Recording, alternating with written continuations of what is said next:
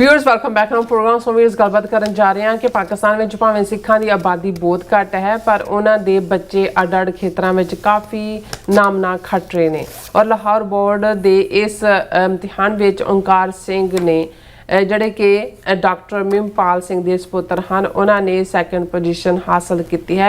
1200 नंबरों चों ओंकार सिंह ने 1199 नंबर हासिल किए हैं। इसी तरह दूसरे सिख विद्यार्थियों की परफॉर्मेंस काफ़ी वधिया है। असीं इन्हां बच्चों ते इन्हां दे पेरेंट्स का बहुत बहुत उन्होंने बधाई देंगे हाँ। सो इस बारे आप गलबात करन जा रहे हैं और नाल जिहड़े तुहाडे लाइव मैसेज ने वो भी आप शेयर करांगे। सो असीं चाहांगे कि तुसीं इस तरह बने रहना देखण सुन लई या लिखण लई। तुहाडा सब दा बहुत बहुत धन्नवाद जी। डॉक्टर साहब की कहना चाहोगे? देखो लै दे के जदों भी पाकिस्तान के हवाले नाल असीं कोई गल करते हैं तो 47 के दौर तो ही शुरू होंदी है। हालांकि उस तो पहला सदियां की सांझ सब तो पुरानी सिविलाइजेशनां चों एक इंडस वैली सिविलाइजेशन साडी उस धरती दे उत्ते और बड़ा विकास हर पक्षों, लेकिन कुछ खित्तियां दी ये बदकिस्मती भी बन जाती है और शायद ये ही कुदरतों भी मंजूर होंदा है कि 47 जिन्हों आज़ादी का नाम भारत के हाकमां ने दिता। इनफैक्ट ये वड्डी गिणती पंजाबियों के लिए दोवें पासे उजाड़ा ही सी। इधरों भी चढ़ते पंजाब चों वड्डी गिणती दे विच मुसलमान उजड़ पुजड़ के अपने परिवारों के जी गवा के दूसरे पासे पहुँचे और लਹਿੰਦੇ पंजाब चों वड्डी गिणती दे विच सिख आलमोस्ट 40% साडी आबादी अपने पुरखियां दीयां ज़मीनां जायदादां अपने इतिहासक गुरुद्वारे छड्ड के और अपने परिवारां दे जी मरवा के 3 कपड़ियां दे विच इधर पहुँचे। और ये वर्तारा क्यों होया किवें होया इस बारे बहुत कुछ कहा जाता है, लेकिन जिवें असीं अगे गल करके हटे कि जिहड़ा दुश्मन असल दे विच ब्राह्मणवाद जिसने बड़ी चलाकी दे नाल सिख लीडरशिप नूं अपने जाल दे विच फसाया, पहला पाकिस्तान का विरोध भी करवाया लेकिन अपना भी उन्हां दा कुछ नहीं बनन दिता। जे पाकिस्तान का विरोध करदे हैं तुसीं खालिस्तान के मुद्दे दे उत्ते एक कंसैंसस बना के तुसीं कुछ लैण च कामयाब हुंदे। दोनों नूं तां अपना मुल्क मिल गया, हिंदुआं दे लई इंडिया, मुसलमानां लई पाकिस्तान है बर्बादी तो बाद। लेकिन असीं एक गुलामी चों निकल के फरंगी दी दूसरी गुलामी च बामणा दी आए और 47 का जिहड़ा पागलपन का दौर जिसनूं जदों तुसी ईवन मैंशन भी करते हो तो एक लूह कंडे खड़े हो जाते हैं। ना इधरले पंजाब च असीं कोई मुसलमान रहन दिता है, एक मलेरकोटले नूं छड्ड के उहदा एक इतिहासक रीजन है कि हा दा नारा मारिया सी उन्होंने। अज भी उही टाउन है जिहदे च मुसलमान मेजोरिटी च ने ते दूसरे पंजाब दे विच तां बिल्कुल ही सफाया कर दिता है उन्होंने। उन्हां दे लई तां कोई होर इस किस्म का करैक्टर नहीं सी। जिहड़े सिख बचे जिहड़े थोड़े बहुत वो उन्हां एजेंसी एरिया जिथे पठान कबीले सी और दूसरे सी उन्हां च औरकज़ाई होए वज़ीरस्तान नॉर्थ साउथ बिजौड़ और जमरौर खैबर जहाँ पेशावर एरिया जिहड़ा खैबर पख्तूनख्वा। लेकिन अनफॉर्चुनेटली जदों 1979 दे विच सोवियत यूनियन ने अटैक किया अफगानिस्तान ते और अफगानिस्तान अनस्टेबल होना शुरू होया, फिर जिहड़ी है वो दूसरी मिडल ईस्ट दे गुरिल्ले अलकायदा और दूसरियां दे आए। लोकल पठाणिਆਂ ਨੂੰ ਤਾਂ सिखां नूं अपना कबीले वांग ही देखते सी, लेकिन उन्हां नूं उत्थों उजड़ना पिया और बुरे हाल मंदे हालां दे विच वो उत्थों निकल के एजेंसी एरिए चों पेशावर आए और उत्थों निकल के 200-300 जिहड़े परिवार ने वो ननकाना साहब दे विच आके सैटल होए। और अज जदों ओवरऑल तो आबादी ये ठीक है भी गुरु नानक नाम लेवा सिख जिन्हां च खास तौर पर सिंधी ने वो बहुत वड्डी गिणती च ने, लेकिन जे सिखी स्वरूप वाले कहना होए तो शायद 20-25 हज़ार तो ज़्यादा आबादी ना होए। और इधर भी जदों आए उस तो पहला क्योंकि बहुत बार जदों असीं जुझारू लहर की जिहड़ी है वो अचीवमेंट वाल ध्यान दिंदे हैं तो पाकिस्तान के हवाले नाल जे पाकिस्तानी सिखां की इज्जत वधी उन्हां दी रैकगनीशन सरकारे दरबारे हुई, लोकां दे विच तां चलो एक सत्कार प्यार है ही सी। उन्हां दे बच्चिआं नूं स्कूलों च एडमिशन मिलण लगी तो इस बहुत वड्डा रोल जून 84 के हमले तो बाद रावी पार जाके बैठे साडे खालिस्तान दे योधियां दा है ਜਿਨ੍ਹਾਂ ਨੇ ਉਹਨਾਂ ਨੂੰ ਆਪਣੀ ਸ਼ੈਲਟਰ ਥੱਲੇ ਲਿਆ, ਉਹਨਾਂ ਨੂੰ ਇਸ ਗੱਲ ਦੀ ਕਿ ਉਹਨਾਂ ਦੇ ਬੱਚੇ ਪੜ੍ਹ ਸਕਣ। ਪਰ ਉਸ ਦੇ ਲਈ ਸਰਕਾਰੀ ਅਥਾਰਟੀਜ਼ ਨਾਲ ਗੱਲਬਾਤ ਹੋਈ, ਜਿਹੜੀਆਂ ਪਾਬੰਦੀਆਂ ਜਾਂ ਦੂਸਰੀਆਂ ਸੀ ਉਹ ਦੂਰ ਹੋਈਆਂ। ਔਰ ਨਤੀਜੇ ਦੇ ਤੌਰ ਤੇ ਅੱਜ ਤੋਂ ਜਦੋਂ ਅਸੀਂ 10-15 ਸਾਲ ਪਹਿਲਾਂ ਸੁਣਨਾ ਸ਼ੁਰੂ ਕੀਤਾ ਹੈ ਕਿ ਜੀ ਪਾਕਿਸਤਾਨੀ ਸਿੱਖਾਂ 'ਚੋਂ ਡਾਕਟਰ ਮੀਮਪਾਲ ਸਿੰਘ ਪਹਿਲੇ ਸਿੱਖ ਫਿਜ਼ੀਸ਼ੀਅਨ ਬਣੇ ਨੇ, ਪ੍ਰੋਫੈਸਰ ਕਲਿਆਣ ਸਿੰਘ ਪਹਿਲੇ ਯੂਨੀਵਰਸਿਟੀ ਦੇ ਪ੍ਰੋਫੈਸਰ ਬਣੇ ਨੇ, ਇੱਕ ਬੀਬੀ ਗੁਜਰਾਂਵਾਲੇ ਦੀ ਬਹੁਤ ਅੱਛਾ ਪੋਡਕਾਸਟ ਕਰਦੀ ਹੈ, ਇੰਨੀ ਸੁਥਰੀ ਪੰਜਾਬੀ ਹੈ, ਸ਼ਹਿਜ਼ਾਦੀ ਉਹਦਾ ਲਾਸਟ ਨੇਮ ਹੈ। ਤੇ ਉਹ ਕਹਿੰਦੇ ਆ ਜੀ ਮੇਰੇ ਤਾਂ ਉਹਨਾਂ ਨੂੰ ਕਲਿਆਣ ਸਿੰਘ ਜਿਹੜੇ ਉਹ ਕੀਤਾ, ਉਹ ਕਹਿੰਦਾ ਮੇਰੇ ਤਾਂ ਉਸਤਾਦ ਹੀ ਨੇ ਉਹ ਪੰਜਾਬੀ ਦੇ। ਸੋ ਮਤਲਬ ਕਲਿਆਣ ਸਿੰਘ ਯੂਨੀਵਰਸਿਟੀ ਲੈਵਲ ਦੇ ਉੱਤੇ ਉਹਨਾਂ ਨੇ ਆਪਣੀ ਥਾਂ ਬਣਾਈ। ਫਿਰ ਪਾਕਿਸਤਾਨੀ ਫੌਜ ਦੇ ਵਿੱਚ ਹਰਚਰਨ ਸਿੰਘ ਜਿਹੜੇ ਹੁਣ ਸ਼ਾਇਦ ਮੇਜਰ ਰੈਂਕ ਦੇ ਉੱਤੇ ਨੇ, ਇਹ ਬਣੇ।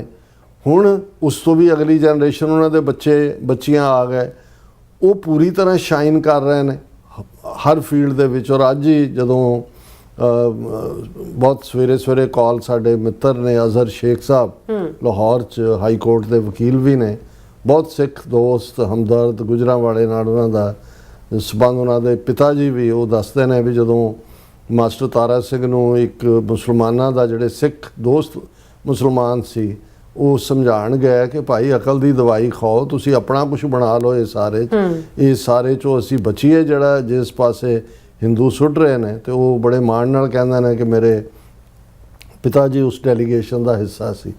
ਸੋ ਅਜ਼ਹਰ ਸ਼ੇਖ ਸਾਹਿਬ ਨੇ ਮੈਨੂੰ ਕਿਹਾ ਕਿ ਡਾਕਟਰ ਸਾਹਿਬ ਇਹ ਲਾਹੌਰ ਬੋਰਡ ਦੇ ਸਾਇੰਸ ਗਰੁੱਪ ਦੇ ਜਿਹੜੇ ਨਤੀਜੇ ਆਏ ਨੇ ਔਰ ਦੂਸਰੇ ਨੰਬਰ ਤੇ ਰਹਿਣ ਵਾਲਾ ਓਂਕਾਰ ਸਿੰਘ ਜਿਹੜਾ ਕਿ ਡਾਕਟਰ ਮੀਮਪਾਲ ਸਿੰਘ ਦਾ ਬੇਟਾ, ਉਹ ਸੈਕੰਡ ਆਇਆ।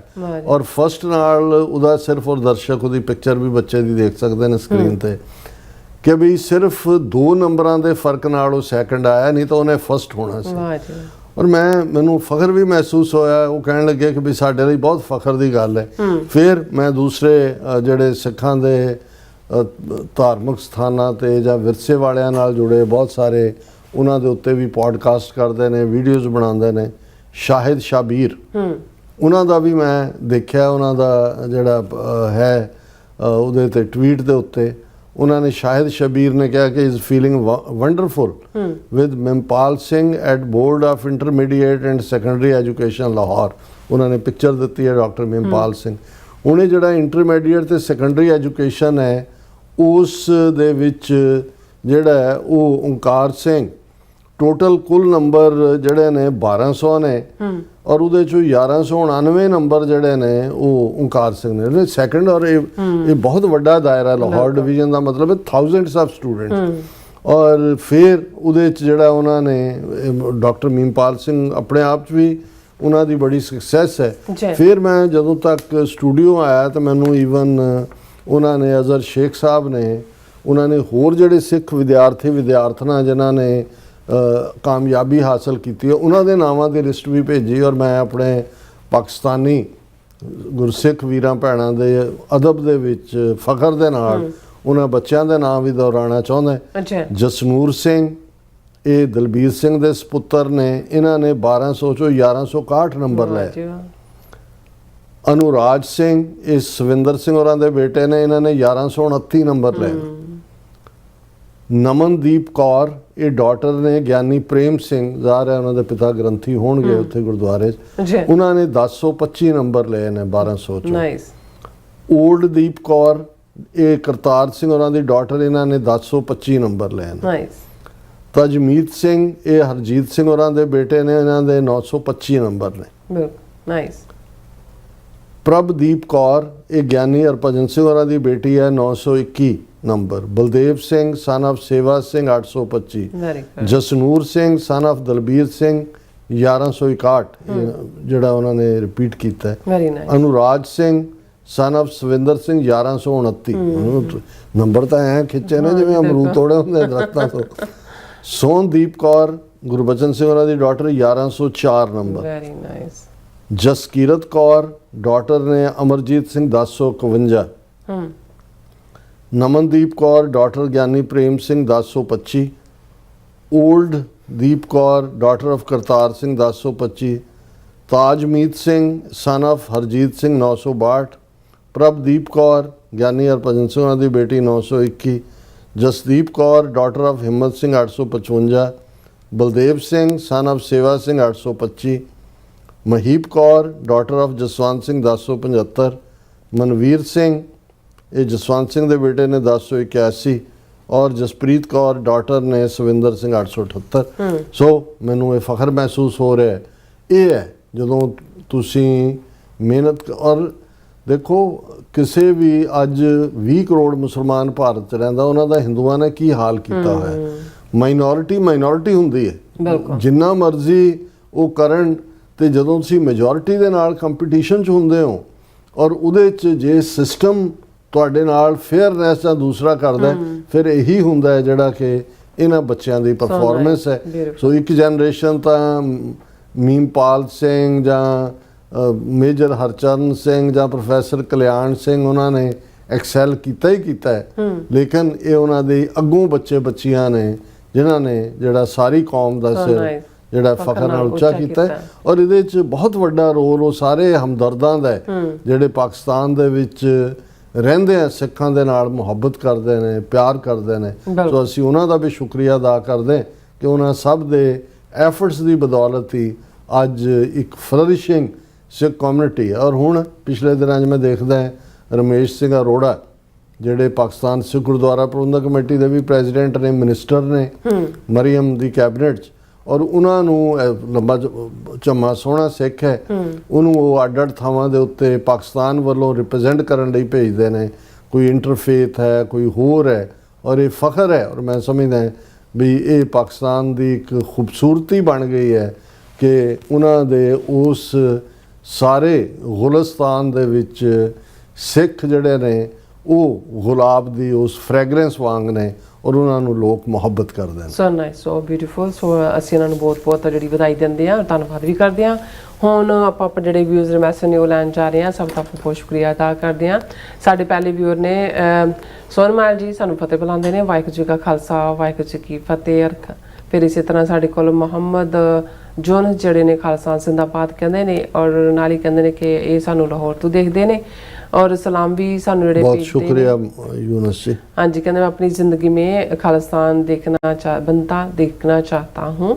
और फिर इसी तरह कहते लाहौर और अमृतसर दोनों भाई भाई हैं, हो जाने चाहिए। और फिर इसी तरह कहते कि खालिस्तान बन के रहेगा और लाहौर और खालिस्तान भाई भाई। और फिर इसी तरह मोहम्मद याकूब जी जेडे कहते वेलकम बैक, कैसे हैं आप। और सब राज करेगा खालसा और खालिस्तान जिंदाबाद, खालसा फॉर खालिस्तान। लेट्स कहते protest in India day parade in Manhattan 15 August black और ब्लैक डे कहते हैं। और देखो मेरा ख्याल है कुछ ना कुछ ऑर्गेनाइज होएगा उस परेड के खिलाफ। और कहते we must protest in India day parade in Manhattan maybe this actually Washington DC जिवें सानू इन्फॉर्म किया है साडे वीर बलविंदर सिंह ਚੱਠਾ ਉਹਨਾਂ ਨੇ 15 ਅਗਸਤ ਨੂੰ ਇੰਡੀਅਨ ਐਮਬੈਸੀ ਦੇ ਬਾਹਰ ਵਾਸ਼ਿੰਗਟਨ ਡੀਸੀ ਦੇ ਵਿੱਚ ਵੀ ਜਿਹੜਾ ਸਿੱਖਾਂ ਵੱਲੋਂ ਵੱਡਾ ਇੱਕ ਪ੍ਰੋਟੈਸਟ ਕੀਤਾ ਜਾ ਰਿਹਾ। ਹਾਂਜੀ, ਕਹਿੰਦੇ ਫਿਰ ਕਹਿੰਦੇ ਵੀ must raise Khalistan and Kashmir flag in India Day parade in Manhattan. और फिर नासर चौधरी जी कहते खालसा जिंदाबाद। और कमलजीत सिंह जी कहते पंजाब विच एक स्कूल विच कुड़ी ने सिखां नूं इंसाफ नहीं मिलिया ते पंजाबी बोली वाले डट के स्टैंड लिया, पर जमाती सिख नौजवान भैन की मदद लई अगे नहीं आए। लगता है कि लचरता नशे ते लचरता ने पंजाबियों नूं खसी कर दिता है। देखो ये नहीं है गल कि भी सारे उस लाइन ते ने, लेकिन इहदे च कोई शक नहीं है कि जिन्हों मैंटल प्रोग्रामिंग कहते हैं, एक जी नैक्सट जनरेशन या दूसरी है खास तौर पर वो बिल्कुल उन्होंने विरवा किया गया है। जो इतिहास भी उन्होंने पढ़ाया जाता वो प्राइड नहीं है, वो भारत माता वांग ही उन्होंने जोड़ा बाकी ने उन्होंने वांग ही किया है। लेकिन जोड़ा कलाकारी जिमें बच्ची ने चैलेंज किया ये रियली अणख है और ये ही जोड़ा आने वाले पीरीयड के होर भी जोड़ा वो जज्बा अणखीला जज्बा जोड़ा वो रहना चाहिए है। बाकी मेजोरिटी तो हमेशा किसी भी गिवन हालात दे विच ब्रेन वॉश हो जाती है जिस किस्म का प्रचार चल रहा होंगे। लखमन बाजवा जोड़े सानू सलाम भेजते हैं लंडन तो। और फिर इस तरह बसरा जी भी खालसा जिंदाबाद और फतेह बुलाते हैं। ਔਰ ਨਾਸਰ ਚੌਧਰੀ ਖਾਲਸਾ ਜ਼ਿੰਦਾਬਾਦ ਕਹਿੰਦੇ ਨੇ, ਔਰ ਇਸ ਤਰ੍ਹਾਂ ਖਾਲਸਾ ਦੇ ਪੰਜਾਬ ਜੀ ਕਹਿੰਦੇ ਨੇ ਕਿ ਵਾਹਿਗੁਰੂ ਜੀ ਕਾ ਖਾਲਸਾ ਵਾਹਿਗੁਰੂ ਜੀ ਕੀ ਫਤਿਹ। ਜਿੰਨੇ ਵੀ ਵਾਹਿਗੁਰੂ ਜੀ ਗੈਂਗਸਟਰ ਇੰਡੀਆ ਦੇ ਇੱਥੇ ਕੈਨੇਡਾ ਅਮਰੀਕਾ 'ਚ ਫੜੇ ਨੇ, ਇਹਨਾਂ ਦੀਆਂ ਕੋਈ ਵੀ ਟੀਵੀ ਚੈਨਲ ਵਾਲੇ ਇਹਨਾਂ ਦੇ ਘਰ ਜਾ ਕੇ ਇੰਟਰਵਿਊ ਨਹੀਂ ਲੈਂਦਾ। ਔਰ ਫਿਰ ਕਹਿੰਦੇ ਨੇ ਕਿ ਕਿਉਂਕਿ ਸਾਰੀਆਂ ਏਜੰਸੀਆਂ ਦੀ ਖੇਡ ਹੈ। ਔਰ ਹੁਣ ਅਮਰੀਕਾ ਕੈਨੇਡਾ ਨੇ ਹੱਥ ਪਾਇਆ, ਬਿਲਕੁਲ ਜਿਹੜਾ ਉਹ ਉੱਥੇ ਵੀ ਫਰੌਤੀਆਂ ਘਟ ਗਈਆਂ। ਜਿਹੜਾ ਸਾਰੀ ਗੈਂਗਸ ਜਿਨ੍ਹਾਂ ਨੂੰ ਰਾਨੀ ਪੁਲਿਸ ਉਹ ਇੰਸਪੈਕਟਰ ਫੜਿਆ ਜਿਹੜਾ ਨਾਗਰਾ, ਉਸ ਤੋਂ ਬਾਅਦ ਐਨ ਸ਼ਾਂਤ ਹੋ ਕੇ ਬੈਠ ਗਏ ਨੇ। ਫਿਰ ਕਹਿੰਦੇ ਨੇ ਕਿ ਵਾਹਿਗੁਰੂ ਜੀ ਜਦੋਂ ਵੀ ਖਾਲਿਸਤਾਨੀ ਅਮਰੀਕਾ ਕੈਨੇਡਾ ਦੇ ਵਿੱਚ ਕੋਈ ਗੱਲਬਾਤ ਹੁੰਦੀ ਹੈ ਤਾਂ ਸਾਰਾ ਮੀਡੀਆ ਇੰਡੀਆ ਦਾ ਪੰਜਾਬ ਦੇ ਵਿੱਚ ਉਹਨਾਂ ਦੇ ਘਰਾਂ ਵਿੱਚ ਜਾ ਕੇ ਪਹੁੰਚਦਾ, ਤੇ ਪਤਾ ਨਹੀਂ ਕਿ ਇਹ ਇਹਨਾਂ ਦੇ ਗੈਂਗਸਟਰ ਦੇ ਘਰ ਵਿੱਚ ਕਿਉਂ ਨਹੀਂ ਕਹਿੰਦੇ ਜਾਂਦੇ। ਨਹੀਂ, ਉਹਨਾਂ ਨੂੰ ਸੂਟ ਨਹੀਂ ਕਰਦਾ। ਉਹ ਤਾਂ ਸਾਰੇ ਸਟੇਟ ਦੇ ਸੰਦ ਨੇ, ਮੀਡੀਆ ਕਿਉਂ ਕਰੇਗਾ? ਉਹ ਤਾਂ ਦਰਬਾਰੀ ਮੀਡੀਆ, ਗੋਦੀ ਮੀਡੀਆ। ਫਿਰ ਨਾਸਰ ਚੌਧਰੀ ਕਹਿੰਦੇ ਕਿ ਰੱਬ ਦੀ ਰਜ਼ਾ ਹੋਵੇ ਅਸੀਂ ਖਾਲਿਸਤਾਨ ਹਵਾਈ ਸੈਨਾ ਨੂੰ ਲੜਾਕੂ ਜਹਾਜ਼ ਵੀ ਦੇਵਾਂਗੇ। ਦੇਖੋ, ਅਸੀਂ ਤਾਂ ਸਾਰੇ ਡਿਫੈਂਸ ਸਮਝੌਤੇ ਕਰਾਂਗੇ ਟੁਗੈਦਰ, ਨਿਊਕਲੀਅਰ ਅੰਬਰੇਲਾ ਵੀ ਮਿਲੇਗਾ ਔਰ ਮਹਾਰਾਜ ਇਸ ਨੂੰ ਸੰਭਵ ਬਣਾਏ। ਮੁਹੰਮਦ ਤਾਇਬ ਜਿਹੜੇ ਕਹਿੰਦੇ ਨੇ ਡਾਕਟਰ ਸਾਹਿਬ ਤੁਸੀਂ ਅਕਸਰ ਸਿੱਖ ਲੀਡਰਸ਼ਿਪ ਤੇ ਤਨਕੀਦ ਕਰਦੇ ਹੋ ਕਿ ਉਹਨਾਂ ਨੇ ਜਿਨ੍ਹਾਂ ਸਾਹਿਬ ਦੀ ਗੱਲ ਨਹੀਂ ਮੰਨੀ। ਸੋ ਸਵਾਲ ਇਹ ਕਿ ਆਉਂਦਾ ਹੈ ਕਿ ਜਿਨ੍ਹਾਂ ਸਾਹਿਬ ਨੇ ਕੀ ਆਫਰ ਦਿੱਤੀ ਸੀ ਤੁਹਾਨੂੰ ਤੇ ਕੀ ਮਿਲੇਗਾ ਸਾਡੇ ਨਾਲ ਆ ਕੇ ਜਾਂ ਜਾ ਕੇ? ਨਹੀਂ, ਦੇਖੋ ਮੈਂ ਸਮਝਦਾ ਵੀ ਦੋ ਆਪਸ਼ਨਸ, ਇੱਕ ਤਾਂ ਇੰਡੀਪੈਂਡੈਂਟ ਮੁਲਕ ਦੀ ਜਿਹੜਾ ਕਿ ਅੰਗਰੇਜ਼ਾਂ ਨੇ, ਜੇ ਅਸੀਂ ਸਾਚੀ ਸਾਖੀ ਸਰ ਕਪੂਰ ਸਿੰਘ ਜਿਹੜੇ ICS ਸਨ ਉਸ ਵੇਲੇ ਡਿਸਟ੍ਰਿਕਟ ਕਾਂਗੜਾ ਦੇ ਵਿੱਚ, ਉਸ ਤੋਂ ਪਹਿਲਾਂ ਉਹ ਗੁਜਰਾਤ ਜਿਹੜਾ ਪਾਕਿਸਤਾਨ ਦਾ ਜ਼ਿਲ੍ਹਾ ਹੈ ਉਸ ਤੇ ਵੀ ਡਿਪਟੀ ਕਮਿਸ਼ਨਰ ਰਹੇ।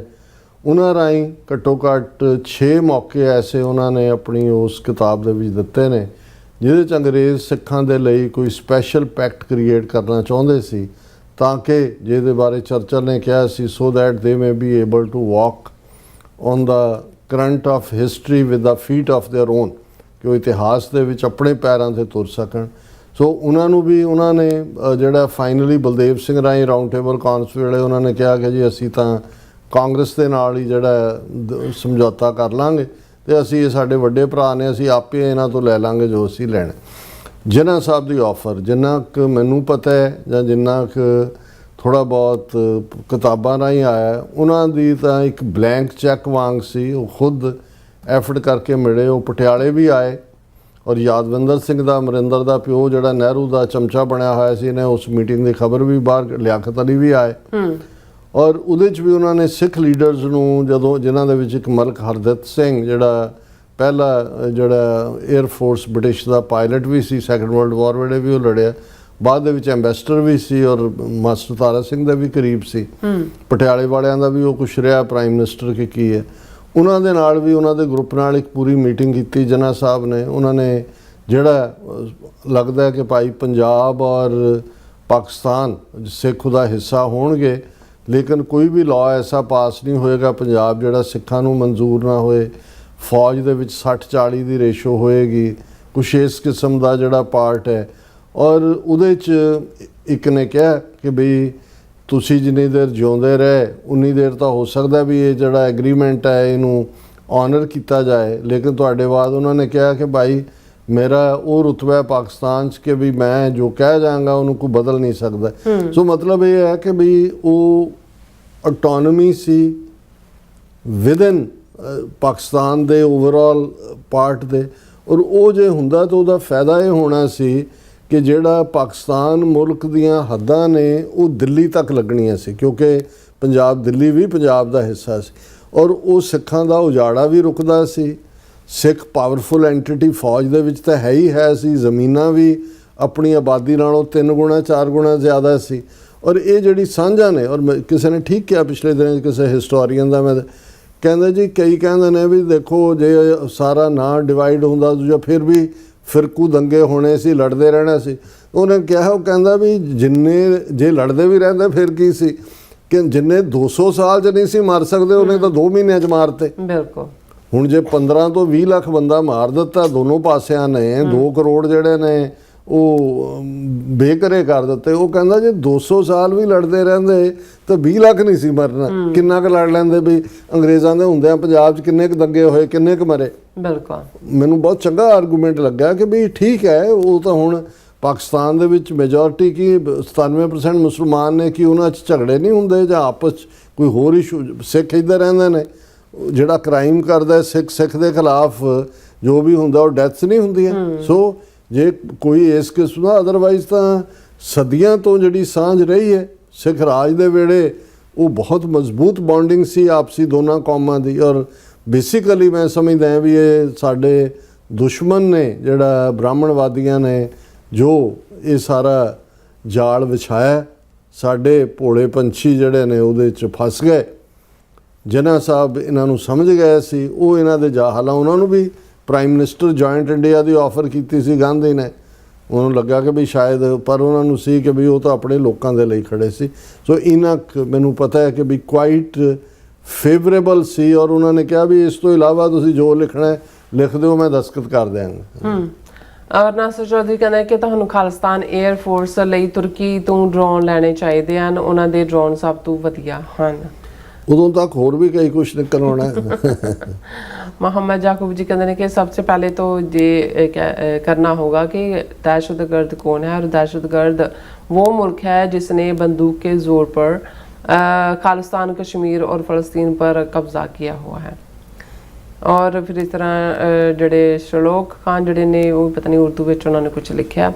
और सब का बहुत बहुत शुक्रिया। हुण अपन जड़े ट्वीट फॉर USA के जड़े अपने व्यूअर्स ने उत्थे आपां भी अपने व्यूअर्स ਦੇ ਮੈਸੇਜ ਜਿਹੜੇ ਇੰਟਰਟੇਨ ਕਰਦੇ ਆ। ਇਹਦੇ ਵਿੱਚ ਸਾਡੇ ਕੋਲ ਪਹਿਲੇ व्यूअर्स ਸਾਡੇ ਕੋਲ ਆਲਵੇਜ਼ ਹੁੰਦੇ ਆ। ਹਾਂਜੀ ਗੁਸਕੇ ਜੀ, ਇੱਥੇ ਤੁਸੀਂ ਉਹਨਾਂ ਨੂੰ ਮਾਈਨਸ ਕਰਤਾ, ਤੂਰ ਸਾਹਿਬ ਆਏ ਹੋਏ ਨੇ। ਮੈਂ ਕਿਹਾ ਤੁਸੀਂ ਉਹਨੂੰ ਹਾਂ ਨਹੀਂ ਉਹਨਾਂ ਨੂੰ ਵਿਚਾਰਿਆਂ ਨੂੰ ਮੈਂ ਵੈਸੇ ਉਹਨਾਂ ਨੂੰ ਨਹੀਂ ਕਿਹਾ ਹੈ ਕਿ ਵੀ ਉਹ ਕੋਈ ਇੰਡੀਅਨ ਗਵਰਨਮੈਂਟ ਦੀ ਪੇਰੋਲ ਤੇ ਨੇ। ਮੈਂ ਕਿਹਾ ਵੀ ਕੁਝ ਉਹ ਵੀ ਹੁੰਦੇ ਨੇ ਜਿਨ੍ਹਾਂ ਦੀ ਬ੍ਰੈਡ ਬਟਰ ਹੁੰਦੀ। ਉਹਨਾਂ ਨੇ ਵੈਸੇ ਸਾਡੇ ਤੇ ਤੰਜ਼ ਕੀਤੀ ਹੈ ਕਿ ਜੀ ਇਹ ਇੰਨੇ ਥੋੜੇ ਲੋਕ ਤੁਹਾਨੂੰ ਦੇਖਦੇ ਨੇ, ਇੰਡੀਅਨ ਗਵਰਨਮੈਂਟ ਥੋੜੀ ਵੇਸਟ ਕਰੇਗੀ ਟਾਈਮ।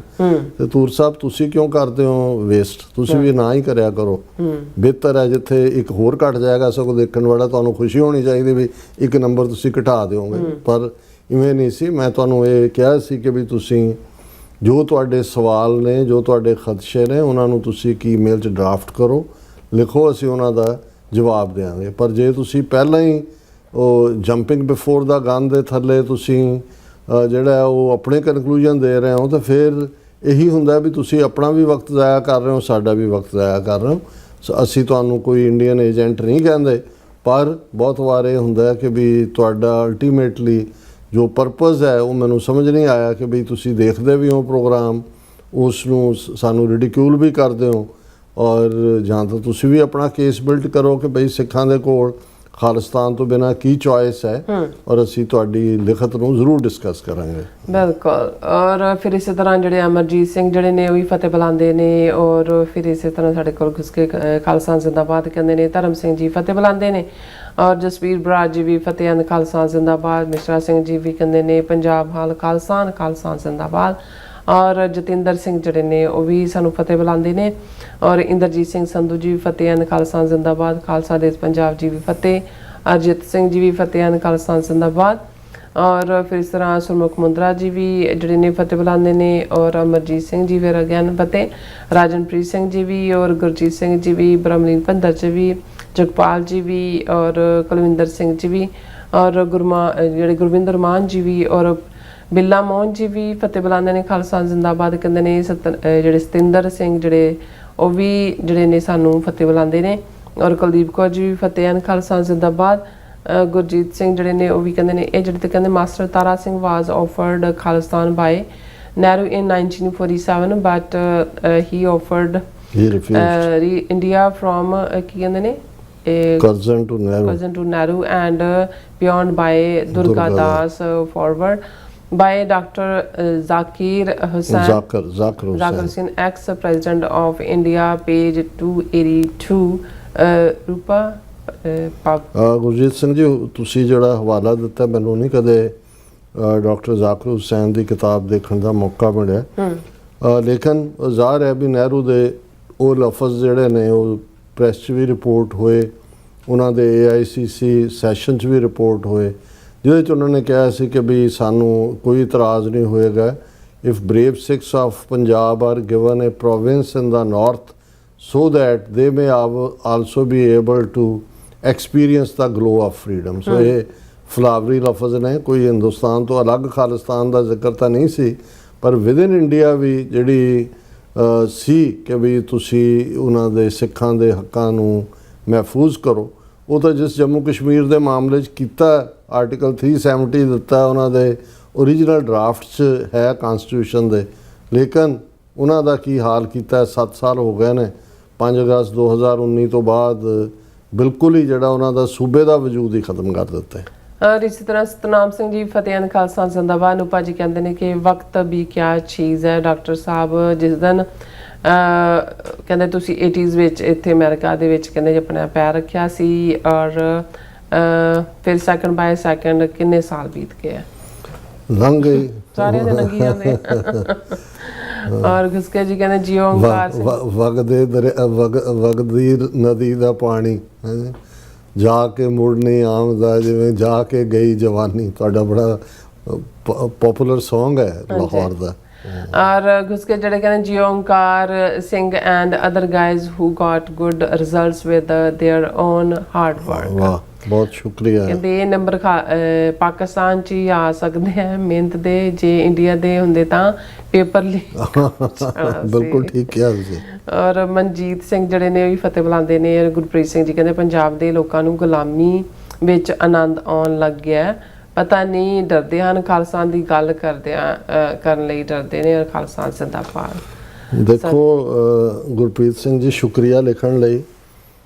ਵੈਸੇ ਸਾਡੇ ਇੱਕ ਜਾਣੂ ਸਿੰਘ ਜਿਹੜੇ ਪੰਜਾਬ ਜਿਨ੍ਹਾਂ ਨੇ ਹਿਊਮਨ ਰਾਈਟਸ 'ਤੇ ਬਹੁਤ ਕੰਮ ਕੀਤਾ, ਉਹ ਆਏ ਇੱਥੇ ਸ਼ਾਇਦ 2001 ਜਾਂ 2 ਦੇ ਵਿੱਚ, ਅਤੇ ਚਰਚਾ ਚੱਲ ਰਹੀ ਸੀ ਸਾਰਿਆਂ 'ਚ ਬੈਠੇ, ਤਾਂ ਕਿਸੇ ਨੇ ਕਿਹਾ ਕਿ ਜੀ ਦੇਖੋ ਜਿਹੜੇ ਸ਼ਹਿਰਾਂ 'ਚ ਰਹਿਣ ਵਾਲੇ ਸਿੱਖ ਨੇ, ਵਪਾਰੀ ਸਿੱਖ ਨੇ, ਉਹ ਤਾਂ ਜਿਹੜਾ ਖਾਲਿਸਤਾਨ ਤੋਂ ਬਹੁਤ ਘਬਰਾਉਂਦੇ ਨੇ, ਖਾਲਿਸਤਾਨ ਕਹਿੰਦੇ ਹੀ ਨਹੀਂ, ਖਾਲਿਸਤਾਨ ਚਾਹੁੰਦੇ ਹੀ ਨਹੀਂ।